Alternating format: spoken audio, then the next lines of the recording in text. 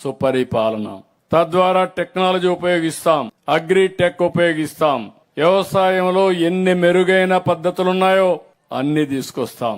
వ్యవసాయం గాని, లేకపోతే ఎడ్యుకేషన్ గాని, ఆరోగ్యం గాని అన్ని విషయాల్లో ముందు తీసుకెళ్తాం. కానీ రాష్ట్రంలో ఉండే మిమ్మల్ని ఒకటే కోరుతున్నా, మీరందరూ అనునిత్యం ఆలోచించాల్సిన అవసరం ఉంది.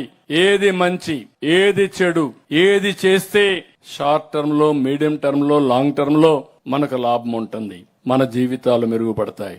ఈ రోజు ప్రధానమంత్రి గారు ఉన్నారు, 3వసారి గెలిచారు.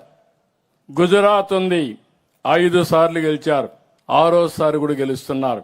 6 సార్లు గెలిస్తే దానివల్ల అక్కడ ఒక సమర్థవంతమైన పరిపాలన ద్వారా సుస్థిరమైన అభివృద్ధి జరుగుతా ఉంది. దానివల్ల లాభపడుతున్నారు.